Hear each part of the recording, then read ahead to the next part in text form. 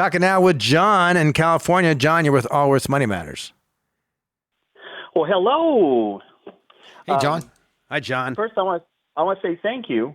I called 2 years ago, and I told you a story about my 50-year-old wife who, on her birthday, decided she wanted to have a baby.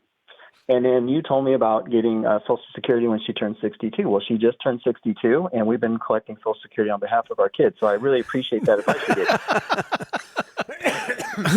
Hey, money in my pocket. Yeah, listen, they set up the rules. They set up the rules. Well, good. And so you have a I have an 11-year-old. My wife's 62. I'm 60, and our kid is 11. Oh, very nice. So we have lots of adventures. All right. Well, it's good to catch up. Do you have any questions for us?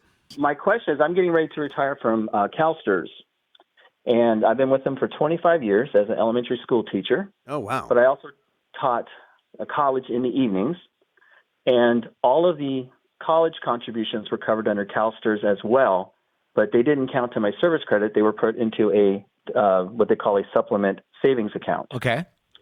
The supplement savings account is worth $317,000. Holy smokes, you taught a lot. Well, I love college. College is awesome. I teach music. I'm a lucky duck. Oh. So the decision making, when you're sitting there at the STRS desk, they kind of just throw a bunch of numbers at you and ask you what you want to do. I need to decide how to take that 317. I can take it as a lump sum payment. I can roll it over into some vehicle because it's pre-tax money. They will offer me payouts over a 3, 5, or 10-year period, a monthly payout, or they'll offer me a lifetime annuity. Okay. And let's just go with the 10-year. So what is because that's an easy one to calculate. What we're looking for is an internal rate of return on that $317,000 to determine whether you should take a pension or a lump sum. So if they paid it out beginning, next year? Today? Yes. Well, they start paying. If I retired today, they would pay me $3,651 a month for 10 years. For 10 years. Scott? I'm working on it. Thanks. So what this is that what we're trying to do is we're calculating. How much was the monthly again? Is $3,651 for 10 years, beginning now. So what that means is we're doing a calculation that if I took $317,000 and I put it into an account and I paid out $3,651 a month for 10 years, what rate of interest do I need to earn on that money so that at the end of 10 years it is zero? Because what you're doing is you're exchanging $317,000 for a stream of payments for 10 years. And we know it's not a zero interest rate. My guess is it's probably 6.5%, but Scott's actually doing the math. And what determines whether you take the pension or lump sum is that, well, not only that, but that interest rate that's internal. So if it's a low one and you think you can do better, then you actually take the lump sum. What other assets do you have outside of this? I have about $500,000 in a 403B account, about $135,000 in a Roth IRA, and about $85,000 in a brokerage account. All right. Is your house paid for? My house is worth $1.2 million, and we owe $400,000, and we're on a 15-year 2% mortgage. Okay. All right, makes sense. And then we have a vacation home that's paid off. And you is the vacation home a rental or just a vacation? No, it's just a vacation home. All right. And does the wife work outside of the home? She's recently retired from STRS. Okay, so she's got a pension as well. So you've done that math. Her pension is about $94,000 a year. And how much will your pension be? My pension will be about $72,000 a year. And did both of you take a full joint and survivor? Which means on her pension, if she dies, you get the same amount that she's getting? No, we're both half. Okay, so you took half. We took half. Got it. Hey, I figured out what you're asking. Okay.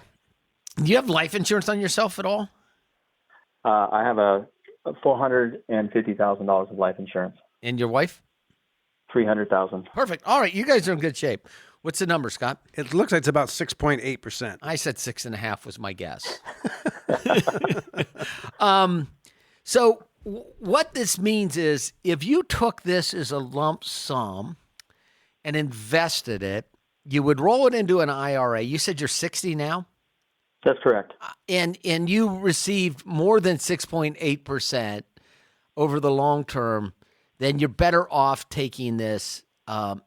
And I know exactly what I would do. Scott, you looked at me like this is a no-brainer. No, I was running the numbers and didn't hear the rest of his financial situation, so I don't know what I would advise. He's got $500,000 in a 403b, $155,000 in Roth, $85,000 in a brokerage, owns a home at $1.2 million, $400,000 of debt, vacation home. The kid is young, but between the two of them, they have approximately $160,000 in pension. And That's correct. And they took both joint and survivors at 50%. I'd roll this thing into an IRA and not touch it. I would too. I wouldn't touch it till I was 75. I might use it to pay for the kids' education. Well, yeah. But look, you don't need the income now, right? You're going to be able to live quite comfortably on those pensions, correct? That's correct, sir. And so the idea of actually then adding it to my taxable income rather than deferring it, and the rate of return that you need to receive is greater than 6.8%, which, look, if it's properly invested and over a long period of time, it's properly, and I wouldn't expect that you're going to, other than maybe use some of it for college education, I wouldn't, but you're a music teacher. He's probably going to go to school on a music scholarship. Yeah, I would absolutely roll this into an IRA and invest right on. And I'd put that 403b in that $500,000 in a 403b and this $317,000 in a same IRA. And if you're not comfortable managing it, hire a firm to do so. Don't buy any exotic index annuities or any of that other crap. You're just going to you're going to invest it the same way that CalSTRS has it invested. Got it. Right? Similar. Well, awesome. Not identical. Similar, but not identical. All righty. Well, thank you very much. All right, John, congrats. appreciate it. Congrats on the retirement. And what grade do you teach in elementary school? I teach kindergarten. And then, my goodness. And then you go into college. Kindergarten teacher. You're not a music teacher. You're not a music teacher at kindergarten. No, I teach kindergarten. But I do a lot of music in my class. But then in the nighttime, I go teach college. And the clientele is kind of the same because, the little kids and the grown-ups are excited to be there, They're excited about being in school, so it's a lot of fun. How long have you been a kindergarten teacher? 22 years. Wow. Thank you for your service. All right. Thank you.